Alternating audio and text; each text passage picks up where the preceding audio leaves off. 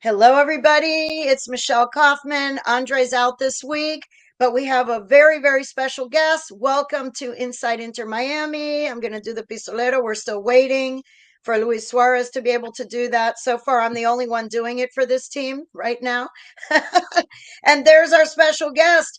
Anyone who follows Inter Miami and has followed soccer in America for the last 3 decades pretty much knows who this is, probably needs no introduction. But this is Fernando El Presidente Fiore, a well known sports broadcaster in Spanish, English, maybe other languages I don't even know. Ma Um, perché? Claro, in qualquier language. okay. So we have Fernando as a special guest today to talk about being somebody from Argentina, what it means to have Messi here, and all kinds of things. And then we're going to go into the games. They've played 2 games now. We're going to sort of assess where they are, how they look, what's coming up with Orlando. So we have a lot to talk about as always. We're going to have a great conversation. So first of all, Fernando, I wanted just to get a brief biography of you. Everyone has seen you on TV, but how did you get to where you are? And, tell us a little bit about your background. How long is this podcast? Well, you have your stick, I have mine. So before we go any further, there we go. Now's the proper way to start this great conversation with a friend for so many years. Michelle, it's a pleasure to be here with you. And yes, it's been a long story. To make the long story short, it's been over 35 years. Um, I I was I was looking and trying to get into the communication business back in the 80s. I moved from Argentina in 1980 to New York, New Jersey area, and I spent the first 8 years here in America trying to uh, to be able to fulfill my dream of being an actor. That was my original dream. Uh, or on TV, on radio, on on theater, on anything related with communications. And God finally answered my call. He was waiting for my moment, and he finally says, "Now is your time, my friend." And God gave me the opportunity in 1988, and I started in Telemundo back in the age of no cellular phones, very very few outlets on Spanish and Spanish networks. It was a great opportunity, and well, I started working in different shows at that time, including sports. I always say that. I always make it very clear. I didn't study journalism. I studied theater and tourism. So I graduated in tourism and I was study theater for the longest time. So I'm basically an actor that he was performing on TV, different roles, and well, I started doing all kind of things, and I don't want to brag about it, but one of those persons that I don't think is very common that a person in front of the camera could be doing over the span of his career, being an anchor, news anchor. So I did news, I did traveling shows, I did game shows, I did talk shows, and I was able to also get into sports because my love of sports, not because I was a sports journalist. I should have taken one of your courses now, and maybe I can get my degree. But back then, I was trying to please my employer. And Fernando, can you talk about sports? Are you good at it? I said, well, let me see. I can do it. Of course, I can do it. And let's see if the people love what I'm doing. And I was also, like I had to say, again, nothing to brag, but it's the fact that I was a pioneer and mixing in Spanish the entertainment and sports, which it was very, very bad scene in the eyes of many people back then in the late 80s, early 90s. But seems like I was doing something right because fast forward 30 years and everybody's a comedian now. Yes. Uh, and, Exactly. and so I took a risk. I was someone that coming from theater, I wanted to break many stereotypes of what was doing on TV, especially in Spanish. And it's nothing wrong. Let me tell you from the bottom of my heart, I respect and I think the highest of all my colleagues from that era or from this era, But but I have to say, back then, everybody was thinking that I was crazy. How come I was gonna go and do a We sports still think report? you're crazy. By the way, No, we no, still think yeah, you're crazy, yeah, but but in a thank, lovable way. In a lovable way. Yes. thank you, Michelle. Thank you, Michelle. But it's funny because I see now uh, things that I was doing in the late 80s, the 90s. Like I was one of probably the first sports anchor to go and do a report on the World Cup with a jersey, and think that people they were crazy because everybody, all my colleagues were in suit and tie, and they say this guy is nuts. He's not going to last long because no one will do a sports report in a soccer jersey. And now you turn on TV and everybody's doing everything in soccer jerseys. And and it's 2024. I was doing it back in 1992. So those kind of things seems like again, thank you God for letting me be crazy back then, and I'm still here. And you're still here. And real quick, let's give a plug. You have a new show with Inter Miami radio show. Can you please tell us about that? And for all the people that are watching this podcast, listening to this podcast, where can they find your coverage of Inter Miami? There's a new outlet now. Let me give you a kiss with the permission of my good friend. No, no, Pierre, put me back in the toolbox, please. Yeah. Thank you, Michelle. Thank you, Michelle, because this is something that at my age, 63, almost 64, with 35-year career in this, I'm so proud and so happy and so blessed because finally something that I was fighting for, and I was trying to get it with the Inter Miami to have our broadcast in Spanish in radio finally paid off after 4 seasons. It was difficult I know, I understand it was a difficult time for the Inter Miami in the beginning. COVID in the first year, everything went. So I was so thankful to be able to be working with the broadcast in English. But finally now we have the Spanish broadcast. We are the official radio of the Inter Miami. It's called Deportes Radio 760 AM. It's a West Palm Beach radio that you can find us in all the platforms like TuneIn, Euphoria, and Facebook, and everything else.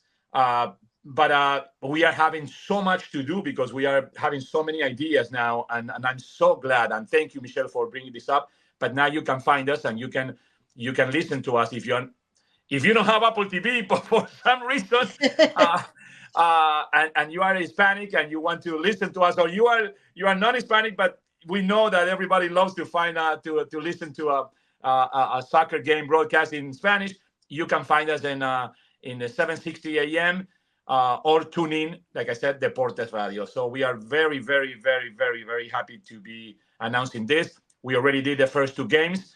My play-by-play mate is Leo Vega, a guy that has been in the business also for so many years with ESPN Radio in Spanish before, with Unánimo Sports, with so much experience. So he's my play-by-play guy, and I'm the color commentator, and we will have a wonderful season God provides. Thank you. That's excellent. I wanted to ask you, being from Argentina, you know as well as anyone, better than anyone, what does it mean? What did it mean when Messi signed with Inter Miami for the entire country of Argentina? You were at the World Cup when Messi won. You were there. Can you just give us a little bit of context of what it means to be an Argentine person, to have Leo Messi here in your midst in South Florida? Well, Michelle, I'm gonna tell you something that I was thinking for so many years before Messi signed with the Inter Miami.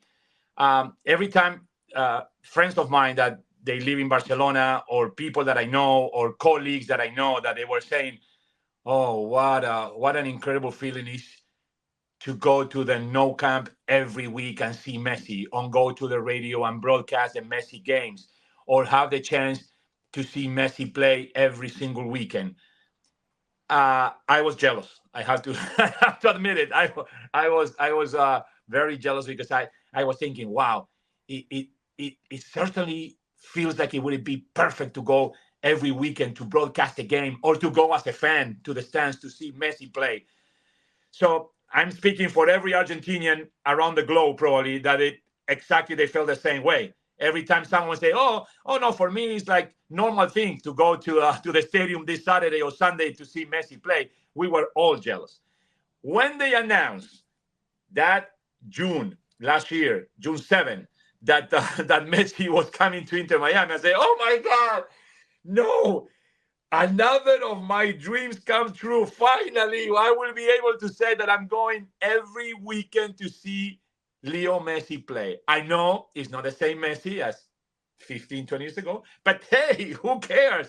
This is the GOAT. This is a player that still, uh, you know, give us so much joy on the field. The good days, fine. The great days, absolutely incredible. The bad days for him or the team still are a dream for us because it's still something happened. And and let me tell you something. This is something that I just tell for the first time because it was in the game last Sunday when when we were playing so awful. And I'm gonna start talking about this right now. When we were playing awful and we didn't have any chances, it was only 10 minutes. We were losing 1-0. And I told Juan Arango, my play-by-play at that game, and I said, I don't know why, but I have faith. I know that Messi is going to do something now. I mean, it's not like I'm a big guru because that thing can happen at any time. But it felt so good when he finally scored in the 92nd minute that in our broadcast, when he was screaming the goal, I was saying, I told you so, I told you so. Because that's what Messi creates. Create the faith, creates the hope that something will The happen. hope for Even magic, right? The possibility of magic. Is that what it is? That it's just not it's there are a lot of good players. There are a lot of elite players in the world. But with him, it does seem like whenever he touches the ball or when he's on the field, you know that there is a possibility of something magical. Is that what it is? How would you describe what makes him different?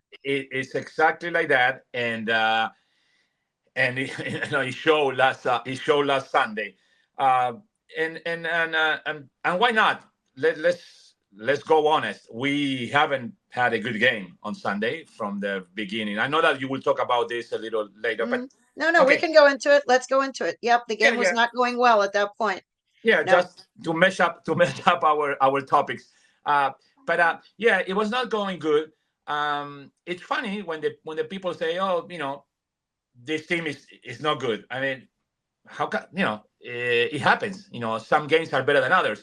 When the season started, the first 45 minutes against Real Salt Lake, we looked like a very good team and with a lot of hope and yeah, a couple of mistakes, but we say, hey, this is a completely different Inter Miami. And now the second game was playing flat. We didn't play good. It didn't look good at all.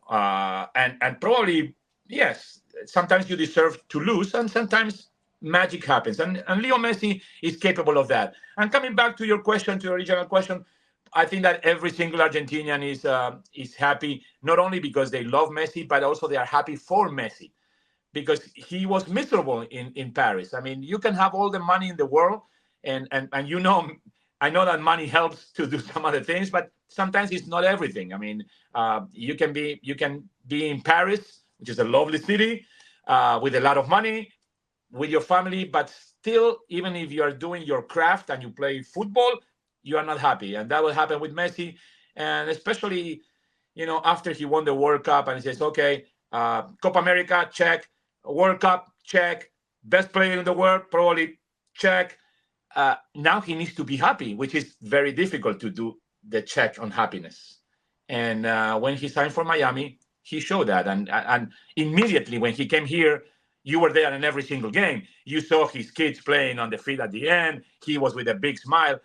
So Leo Messi is a person that pretty much, except the haters, which are like this, or just the Cristiano Ronaldo fans probably, or Real Madrid fans, or some of them, unfortunately, people that Messi beats all the time.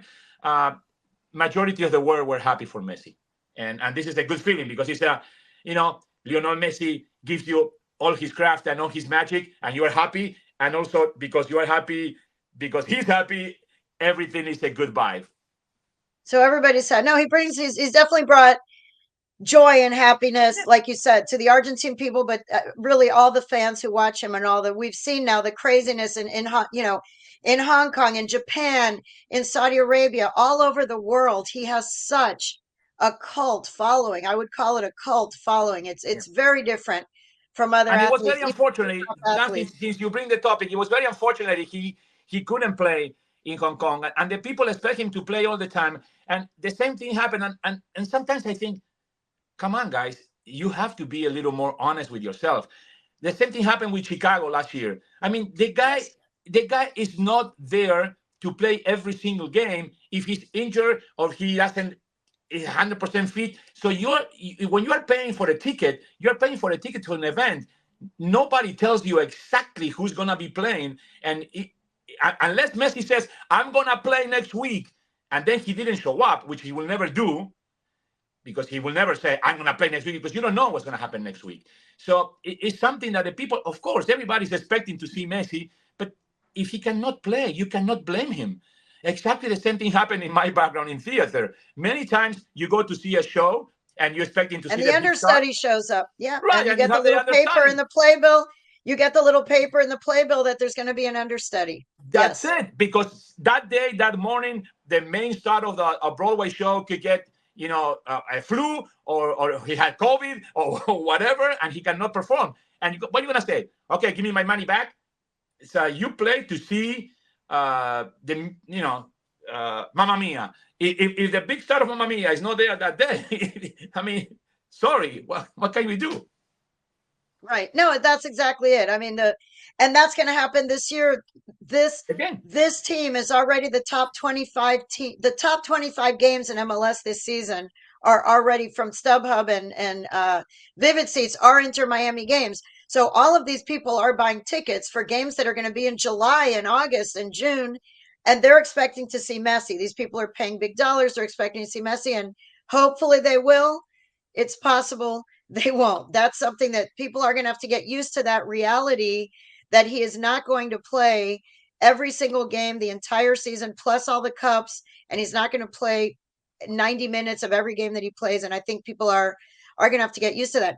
Let's assess, as long as we're talking about, the games. it So there happened have to been you two also games last that year. It happened to you also have. last year. I remember your family trip to New York, and they were able to see a few minutes. Yes, they were able to see him play at the end, but they weren't sure, and we bought tickets.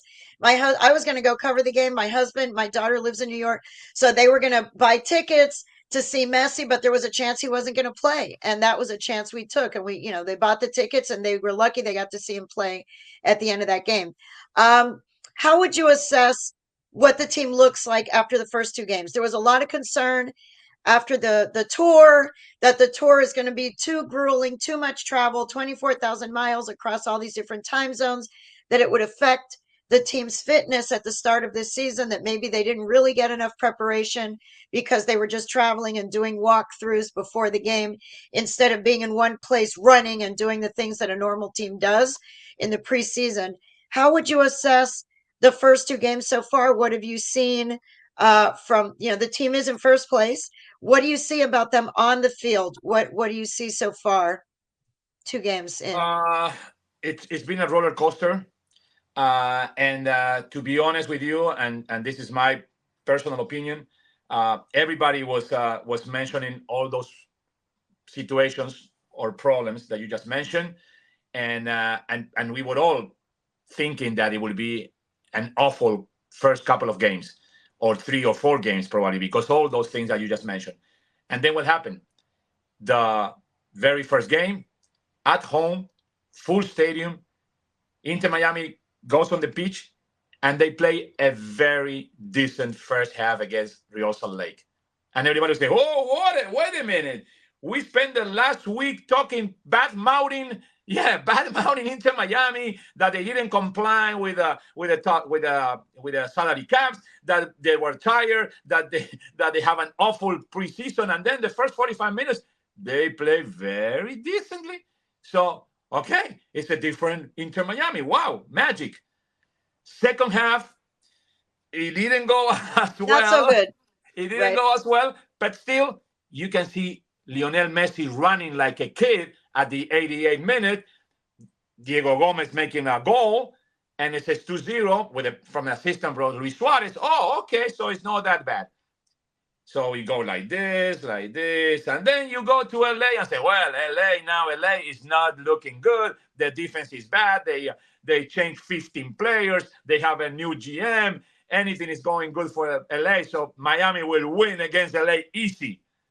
And then you go into the game, and it was really, really bad in terms of no connection, not a good performance at all from pretty much anybody except Drake Callender. Except Drake. I was just going to say, Drake Callender kept them in that game. If Yes. those two saves that he made, had he not made those two saves, they would have been down 2-0. They would have been demoralized. Yes. It was there. The fans there would have gone crazy, even though a lot of the fans were there to see Messi, as we saw. Whenever Messi does anything, there was a big roar in the audience, Yes. even though they were there for LA. But Drake Callender kept them in that Yes. game. Other than Drake, the team did not play well in the first half. No, it was very difficult. We say that in our broadcast in Spanish, 7:60 a.m. Deportes Radio. You can find us in TuneIn. We certainly said in the broadcast that it was very difficult to find another player from Inter Miami doing a good job, because let's be honest, even I'm a diehard fan of Inter Miami. I work for the team. Our radio is an Inter Miami radio, but you have to be honest also with your audience, and we didn't play good. We didn't play good. It was only Drake Callender. That's it. And then everybody again, all the haters will come out. Oh, Miami's bad. Oh, Miami's not good. So we don't know which Miami is gonna show against Orlando this coming weekend. And it might well. I want to talk about Messi's goal though. Before we go to Orlando, okay, let's discuss the goal that he scored with Alba. It was Messi, Alba, Messi, Alba, Messi. That connection. How did you call? You were the color commentator. Do you remember what did you say about that goal at that moment? Yeah, I like I mentioned before. I say to Juan, I told you so in Spanish. Te lo dije. Something's gonna happen. Algo iba a ser Messi. Something Messi will do that it will be magic, and he did it with his best partner in crime, which is Jordi Alba. For the last I don't know how many years. 15 years, whatever, since they started with Barcelona, they are in the left side of the attack. Jordi Alba, it's the perfect partner for Messi in those plays. Those plays, they've been doing it together for so long. It's those kind of things that they're going to happen, and you still cannot stop them. And it was a perfect. En español le decimos la pared, the wall, because you hit someone who gives you the ball back like a wall will do it. It was a perfect connection. Messi Alba. Everybody knew that it was coming. One more to Messi, because Alba is going against the end line, and he's gonna make the ball coming back. And Messi was by himself pretty much, and he got a magic touch, which was I appreciate it even more, because he was not standing and he was not kicking the ball. He was falling down. It was falling down. Yeah, more like a tackle, more like a sliding. He knew that he would not make it to the ball exactly, because the ball wasn't exactly perfect to his left foot. So he slide and connect with the ball and put it on the top of the net. That on the roof of the inside, and that was absolutely magic, because it was a different kind of thing. It was a Messi trying to connect the ball, even if he's not having perfectly delivered to him. So. More power to the combination of Messi Alba. It was absolutely locura. Yeah, it almost looked like a pinball. It almost looked like a pinball machine. When you see a pinball machine and they're going pop, pop, pop, pop, pop, back. I mean, it was really, it was, yes, it was a great thing to see. That goal was, it was a nice goal, especially for the Inter Miami fans after sort of suffering through a lot of the game. Before we go on to Orlando, what do you think? What areas? I mean, some people have said, Busquets. I don't know if it's the ankle that he looked a little bit off. The attackers got behind him a couple of times. He pulled a guy by the shoulder and got the foul. And Suarez, very that they soft. both looked a little bit slow. Very soft, that penalty. Everybody's talking about the ejection, uh, that it was not right to eject Delgado from the Galaxy, but also I see that nobody's talking about that. I see over and over and over that penalty. He don't even grab the jersey. He was just put the hand on, and it wasn't enough, I think, to award a penalty in the very beginning of the game.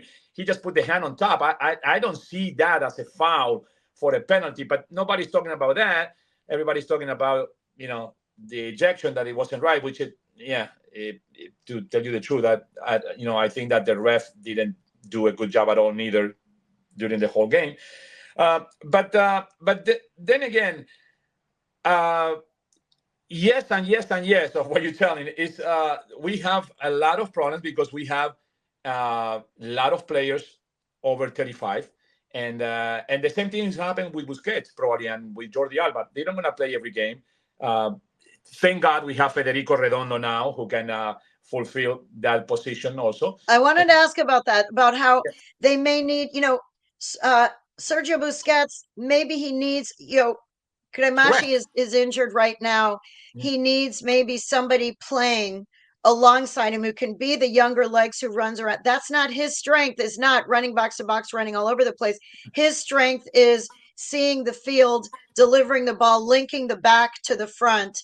That's what Sergio Busquets has always done so well, but he's not Yeah, going to be a guy who's going to be running around all over the place. yeah, and I don't know if it's gonna happen in every game during the whole game, because if you take a look of the first game against Real Salt Lake, Sergio Busquets actually was going backwards in between the defenders, in between Toto and Christoph, and cover sometimes even on the right side for Yerlin, sending Yerlin to the attack. So it's going to be a different kind of Busquets this year, and also it's going to be a player that he will have to take some rest. He cannot play every single game.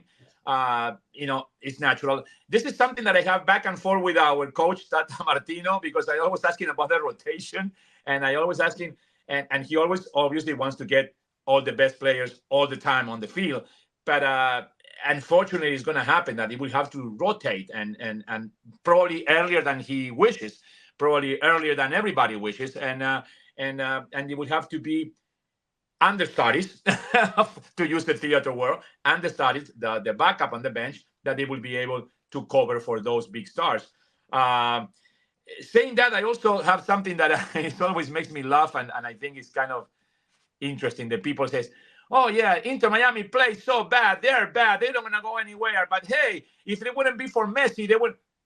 Okay, guys, Messi's playing for Inter Miami. That's why they put a lot of money. So what are you talking about? Hey, if it wouldn't be for okay, yes, that's why we brought Messi. That's why we brought him here, to compensate and balance all the other spots. And maybe we are not so brilliant, and we cannot have, an all-star in every single position. So we have Messi. So that kind of excuse for the haters to say, "Oh, Inter Miami is such a bad team and they don't want to go nowhere. But hey, if it wouldn't be for Messi, they wouldn't tie the game." Well, exactly, that's the point. That's why we have Messi. Okay, case What closed, about guys. Suarez? What do you think about Suarez so far? He's had knee issues before. He talked about it. Do you think that? How do you think that he's played so far? What do you want to see from him? Why don't we word it I that want way? him. I What want would him you to like? get What better. would you like to see from him in the next few games? What would you like to see from Mr. Uh, Suarez? I want to see him better. He admitted it himself last year that he plays usually with a lot of pain. Um, Luis Suarez is gonna be probably only playing for 1 year. I'm sure he's doing the best he can in every single aspect, training, taking care of himself, all kind of physical therapies to use this year as his swan song, the last dance, and have a good year. Uh, it's not going to be easy. It's not going to be easy. It might take him a little longer because the stretch between where he was playing in Brazil and then that long preseason, which probably didn't help him to go up and down different countries and planes and this and that, instead of rest, go train, come back home, go train, come back home, play once a week, maybe don't play then obviously don't play the 90 minutes, play 60 minutes, maybe maybe some games play as a sub, and get Campana, try to get those opposite defenders tired, and then get Suarez and make a completely different thing when they already the center backs of the opposing team, they are tired. Get Suarez in there now. You cannot expect to have the same connection with Messi as they have 10 years ago, whatever, when they played together. So we want to have to adapt to these players, that they are doing everything they can to be in top shape. And as we know, it's a completely different story in the U.S. because there are long trips. There are many young players and on the other teams that they are more physical, and they're trying to also. Yeah, they always say the physical. Yeah, they talk about, even with Higuain, the adjustment that Gonzalo Higuain had to make, that Well, you the remember. MLS league. I do remember, You and remember the when he said. MLS league. Remember when he Yeah, said, "Yeah, I thought I was gonna come here and smoke a and cigarette smoke a cigarette. and be And playing." it's not, It's not. and the league, Rude it's awakening. physical. They all talk about the physicality and the speed. When the players come from other countries, in a lot of these players that come from very tactical teams, where they have world-class players around them who are very they're very skillful players. They come to the United States. I'm not saying the United States players are not skillful in MLS, but the MLS, what they mostly talk about, these people who come from other countries, is the physicality of the league and the speed. Speed and physicality in MLS is a big part of the game over here. And that is something that these players, especially when they're coming in their later years, they have to adapt. Would you agree with that? Of course, and it's a rude awakening, and they were for many players. Both of us, we were covering the beginning of the MLS. In my case, you are too young, but I was during the NASL years, and the same thing in the beginning of the MLS, which I'm covering since 1996. Many players, high caliber players, they were coming thinking that, hey, he is gonna be easy, and I can call Lothar Matthäus. He didn't last long, and he's one of the best players in history, and he came here and said, oh no, I cannot play with these kids. And not only that, they also, every single player, that with all due respect, they don't have the name of the Messi or Suarez or Higuain. They want to cover those players the best way they can, so everybody was going to be talking about them. They want to put a star in their jersey. Hey, They want to show hey, I may be yeah, MLS and you've never heard of me, but I yeah, can cover this star. I can handle this guy, I can even though handle Luis Suarez. playing him. Yes, So yes. everybody's trying is trying the extra Everyone's mile. under the spotlight. Everyone's under, when they bring the star players, the players around the star player are in the spotlight, and the players playing against the star player is also in the spotlight. And they know, Yeah. if you're playing against Messi, you're playing against Suarez, you're playing against Busquets and Alba. Everyone is watching those games on Apple TV. Those are the ones getting the highest ratings. Those are the ones when your stadium is going to be full for your game, even if you're the opponent. And if you're one of those opposing players, you're saying, this is my chance to shine.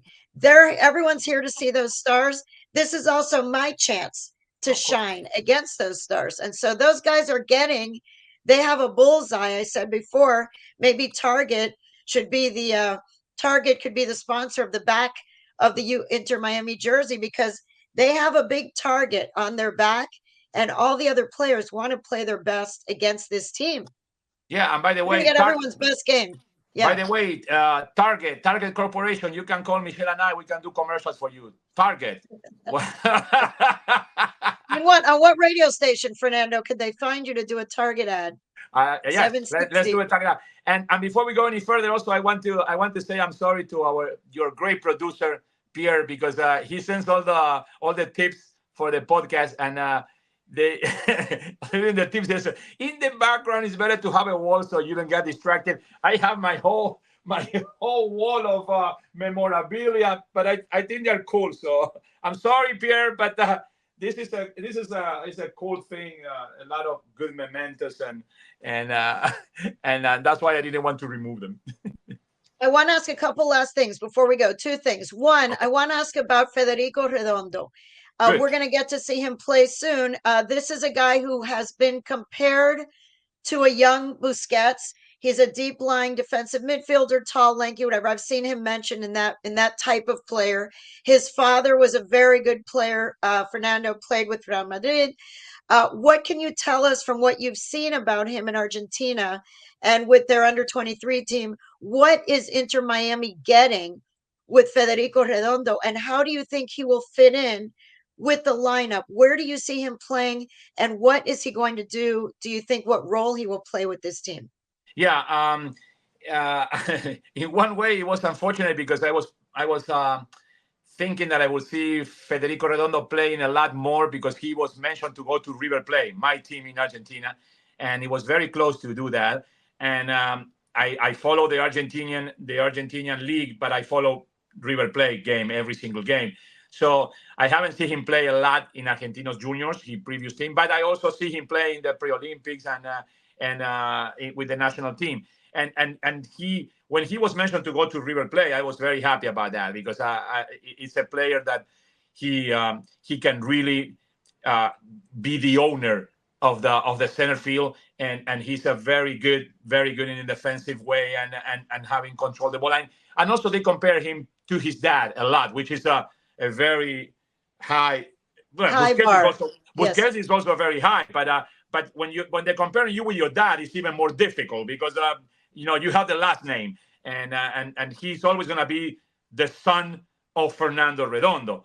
But hopefully here, I'm very happy that he came to Inter Miami anyway. River Plate got another midfielders, and very happy that he came here. Hopefully here he will do his own name and he will be Federico Redondo from Inter Miami, and he will not be the son of Fernando, down the road. I think that he will help us, immediately and in a big way.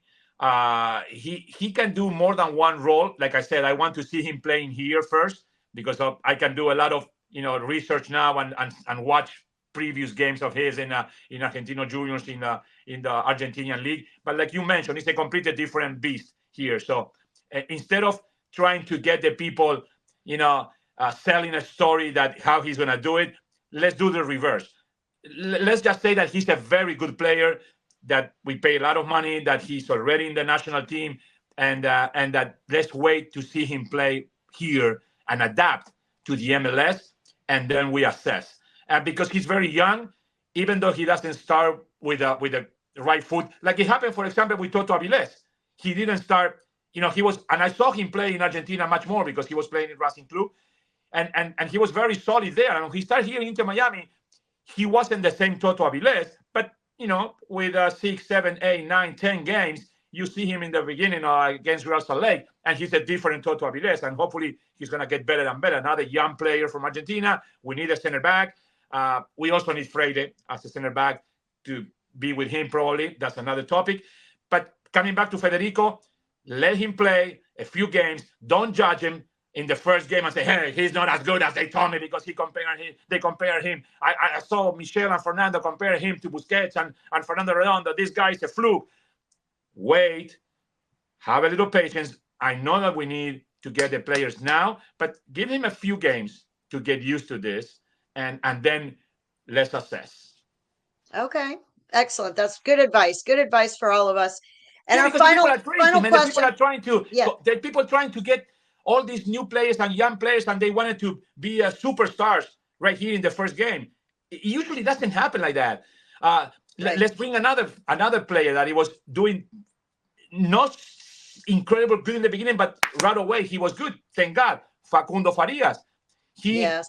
it took him maybe 2, 3 games, and then he already was really good, and everybody was putting a lot of eyeballs on him, and he was the hope for this year to help Messi, and unfortunately he got injured. So Yeah. let's wait a little bit. Let's wait a little bit Let's for wait. Federico. Let's Don't wait. judge him before you see him in a few games. Okay. And my last question I want to ask you, we're going to look ahead to the Orlando game, Yes. which is the next game. I just want to ask you about the rivalry of Inter Miami and Orlando City. Last year, there was even some purple paint that was thrown on the wall of the Messi mural that they had to then go clean it up. The fan group, the supporter group. I know that you went on the bus with La Familia. You went with the diehard fans to take the drive up to Orlando. Just tell us real quickly to close out today's episode about the rivalry between Inter Miami and Orlando.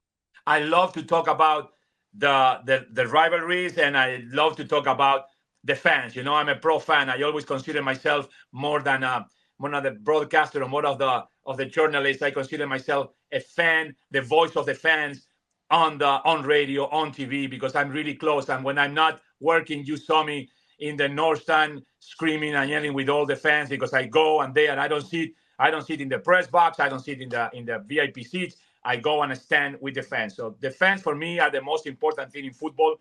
Obviously, the product, the players, the stadiums, the organizations, but everything, all of that is supported by the fans. And our fans in La Familia with Inter Miami are definitely number one. I know them since day one, since they were not created, all these groups. Only Southern Legion in the beginning, then Vice City, then Nación Rosa y Negro, the Siege. So I love them all, and I love when we have a respectful rivalry with especially our I-95 Mickey Mouse team in Orlando. So with all due respect, yeah, we don't like each other, and it's fine. That's the way it should be. That's the way it should be. You know, over the years, that's why River and Boca, they don't like each other, and Real Madrid and Barcelona, they don't like each other, and Galatasaray and Besiktas, they don't like each other. So it is great. That's a great rivalry, but with respect. The incident that you mentioned, it was definitely uncalled, and the incidents that we also got some of our fans doing a couple of years ago in Orlando Stadium, they were not needed neither. So let's try to be respectful with one each other. We love soccer. We don't like each other. Fine. And it was a great experience to go with La Familia for our incredible documentary the Apple put on about Messi in the U.S. I have a great time going in the bus. I love, like I said, I consider myself a fan before anything. So it was a great experience. They probably will do when we play away again. They will go again in Ords, and it was gonna give me a great time. So I think that is gonna be a great game. We don't know which Inter Miami will show up. Fortunately, we have a full week of training. As soon as we came back from LA, we have a full week. We have a training tomorrow open for press. We have another training opening on Friday for the press. So we see what is developing from these couple of days, and hopefully it's going to be a great game, and we will win them. I hope that we win. I'm not gonna. You see, like I said, I'm not gonna sugarcoating this. Oh yes, I thought it's gonna be a good game. I hope that everything is fine and there is no injuries. No, we want to beat you, Orlando. We want to beat you, and hopefully we win. And that's what's gonna happen. I hope I answer your question in the right way. With due respect. Yes. Yes, with due respect, with due respect. Well, thank you so much. I knew that it was going to be an entertaining show. Anytime, just standing on the sideline at the practice with Fernando is always a joy and always fun, even if we're just watching the practice together, making jokes, making fun. So anyway, thank you so much for joining us. And again, for those of you, yes, that too. For those of you that want to listen, Fernando will be on the radio for all of the Inter Miami games. So now you know where to find him on 760 a.m., right? Or 760. Deportes Radio. 760. Look for Deportes Radio. Tune in. Look for the tune in. upload. Yes. Mm-hmm. Yes. So you'll be able to find him, hear him on all the games. And like you see just from this podcast, very entertaining and also very knowledgeable about this team and about soccer in general and about MLS. So thank you so much to everyone who keeps tuning in to Inside Inter Miami. Please keep tuning in. Tell all your friends. You can find us on YouTube. You can find us on Apple Podcasts. You can find us on Spotify, all of your favorite podcatchers. And we will keep doing this. And maybe Luis Suarez will also be doing this next week against Orlando. Thank you again, everybody. And we will see you next time. Ciao, ciao.